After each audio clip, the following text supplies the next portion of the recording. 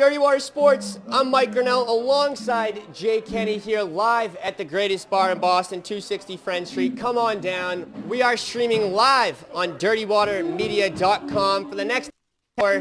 Me and Jay here are going to talk a little bit about the Patriots. And Jay, first off, let's start off with the next thing that's going to really happen with the Patriots, and that's the draft. Or should I say not going to happen? The Patriots don't have a draft pick this year, Jay. Explain to me, what they should do coming into this draft. Well, at first glance, every Patriot fan should be concerned about, the lack of a first-round pick. But since 2000, there's been 3 drafts where the Patriots actually didn't have a first-round pick. In those 3 drafts, they got Julian Edelman, Tom Brady, and Jamie Collins. So they still came out of the draft without a problem and managed to get great players. So Patriots fans might be concerned, but they can still come out of the draft and do some real action. Yeah, I'm not worried. We've seen Bill Belichick make plenty of steals in the second round of the draft. That's not really something that we should rely on. You should never rely for a steal in the second round of the draft because it's really not something you can bank on. But I'm looking forward to seeing how creative Belichick gets at this draft. We know he cannot trade into the first round, but the Cleveland Browns pick at pick number 32, first pick of the second round, where the Patriots are used to picking anyways, the final pick of the first round of the draft. I wouldn't be shocked if you see, Bill Belichick make a move with his former team and try and bring in an early second round pick, basically a first round pick. But Jay, I want to talk a little bit about Chandler Jones. I know you feel pretty strongly about this topic. Chandler Jones, he's due for a contract extension.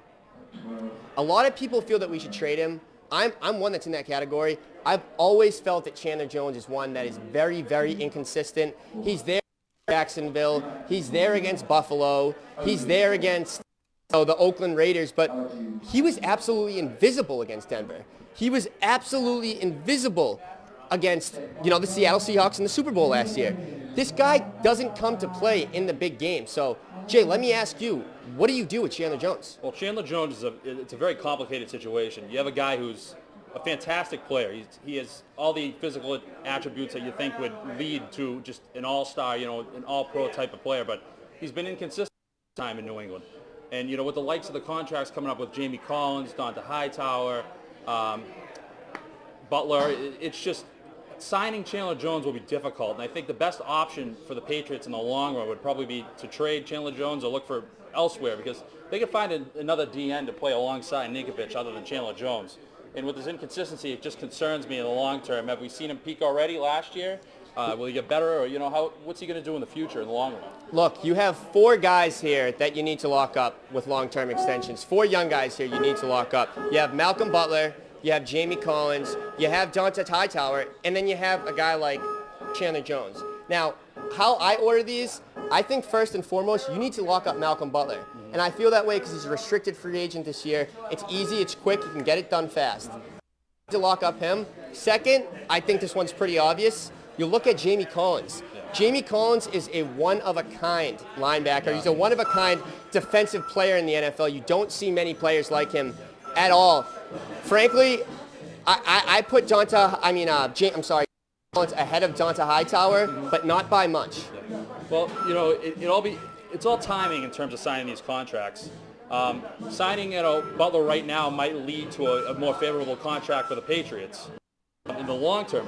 But I'd say I'd put Hightower, over Jamie Collins, not necessarily because of his level of talent.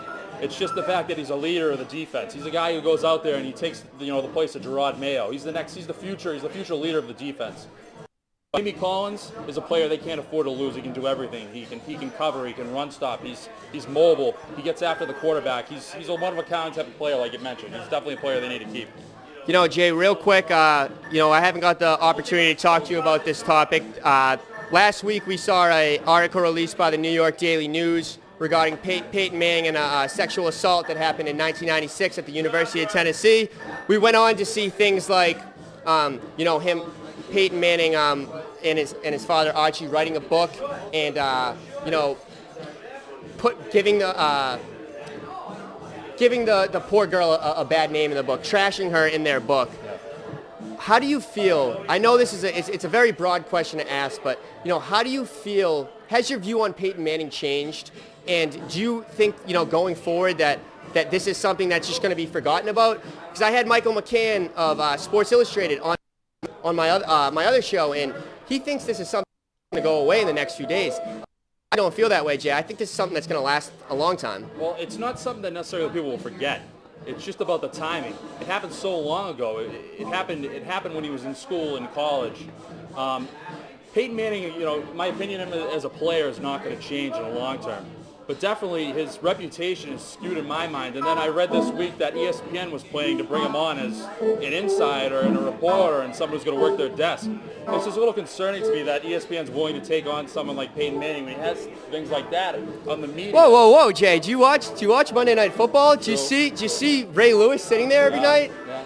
I mean, I think, or do you watch the Sunday NFL Countdown with Chris Carter? Yeah. I mean, I can't trash my my employer too much here, but to say that ESPN isn't the best judge of character would be pretty correct. You're definitely right about that. ESPN's taken on some controversial people, and I definitely see them taking on Peyton Manning because people like to see him on TV, and he is one of the greatest quarterbacks of all time. So, I'm gonna take a little break here. When we come back, we're actually gonna finish here. We're all done. Dirty Water Sports, Dirty Water Media, DirtyWaterMedia.com. Thanks, Alan Miller, Steve Silva, Jerry back there. Jerry's the man. Jay Kenney, Mike Grinnell, Dirty Water Sports. Thanks very much.